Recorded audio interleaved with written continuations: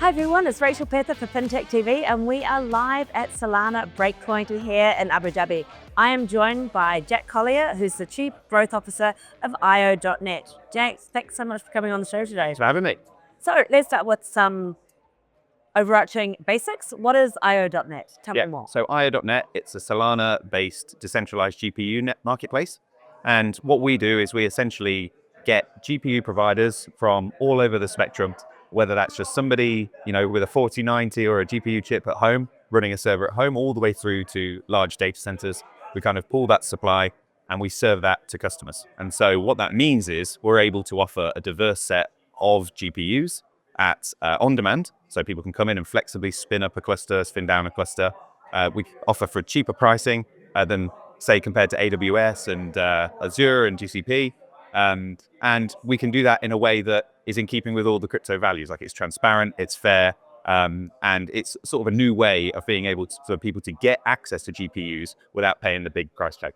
Incredible. And you've also had some big announcements recently. Can you talk us through those as well? Yes, of course. So we use a blockchain, obviously, to support the whole network. So an example being every time someone purchases a GPU or rents a GPU on our network, all of that record is kept on chain. So you're able to see the amount of revenue that goes through the chain. You're able to see what type of devices they're buying, what the uptime and things are like in relation to those devices.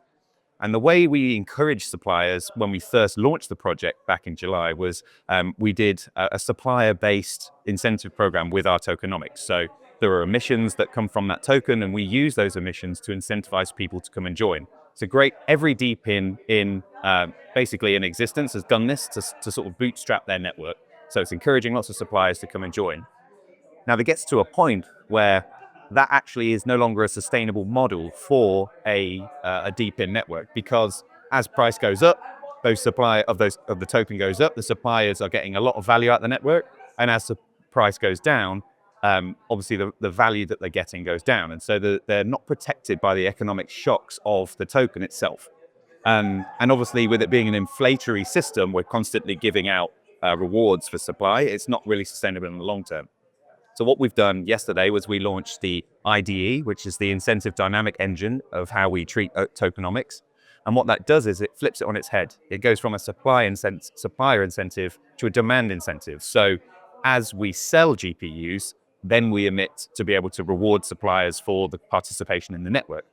And we've made a few other changes, such as we denominate the rewards in USD. So we still give IO token as a reward, but that's in USD.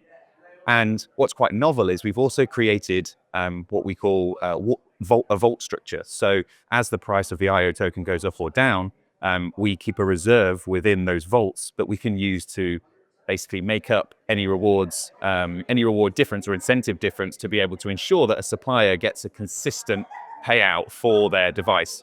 And so what that means is it's still encouraging suppliers to come and join, because we're able to sell. We're at the point now where we're selling a lot of our demand to Web 2, Web 3 clients. We have over $20 million in revenue already on the platform, and it means that they're going to be able to predict the amount of rewards that they get at the end of the day. So it's good for suppliers, it's good for the network, and I guess the last thing I would say is within those vaults, we're also able to decide to burn tokens should we wish. So if the size of that vault gets too big, we can just burn a lot of that supply, which will reduce the inflationary pressure on the network that I mentioned earlier. Which is just a great, more self-sustaining way of running the token, as opposed to relying on an endless supply of sort of inflationary tokens. Yeah, 100%. And you spoke about the supply-demand dynamics and inverting that. I'd like to break those down into two pieces. Where are you seeing most of the supply coming from? Yeah, great question. So when we first bootstrapped the network back two years ago, a lot of our supply was from consumer-grade GPUs. So people just running, one or two chips or nodes at home.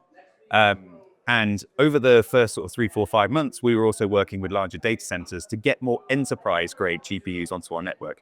So we've done a really good job of being able to attract a large and diverse set of supply. We're live over 138 countries across the world. So wherever you need to spin up a GPU, we kind of have that on our network. And whether that, like I say, is a high-grade premium H200 device, say, or a RTX 4090, you're able to do that.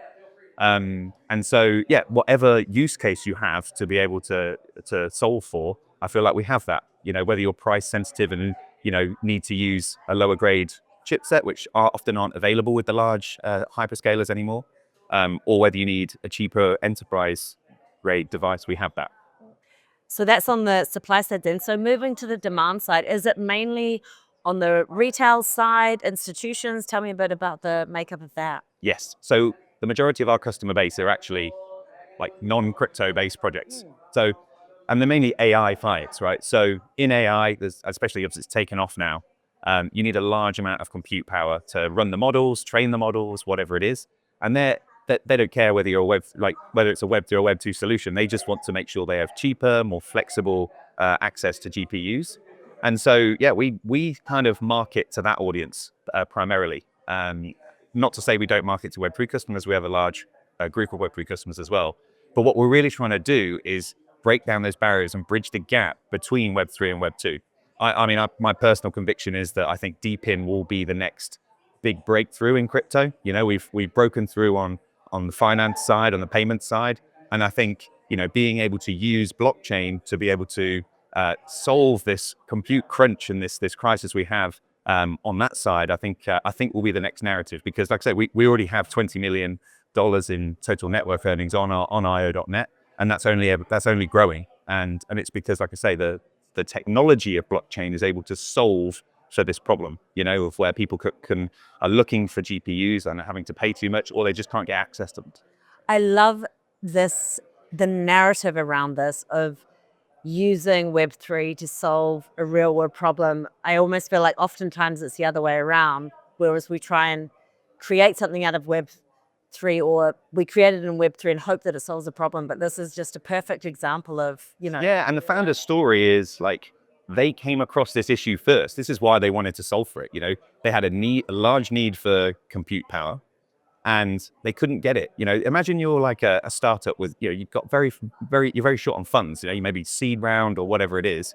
We're looking at most AI startups spending 60, 70, 80% of their total cost on just compute power. And often that doesn't need to be the case. You go to AWS, you're looking at paying $20 per hour for an H200 device. Whereas on IO.net, you're looking at around $2. So you're making an incredible saving. And that's because these big providers have had it too good for too long. They're trying to dominate the market, and they often are biased towards certain types of companies versus others, so they can manipulate who's trying to succeed and who isn't. And so we need to come up with these novel solutions. I mean, one of the good things about IO itself is that we're able to, instead of us owning lots of data centers and building out more capacity across the world, which is obviously energy intensive, climate intensive, that type of thing, because people can opt the redundant supply onto a network to get it utilized, we're actually increasing utilization rates globally of GPUs, which can only be a good thing, and it's just making things more efficient. And if we're able to pass on all those benefits to customers at the end of the day so that they can innovate more, then that's fantastic. Well, this has been such an interesting use case. I mean, I love the story, I love the ethos, I love the evolution that you've had. So thanks so much for coming on the show and telling us about it. Thanks for having me. Cheers.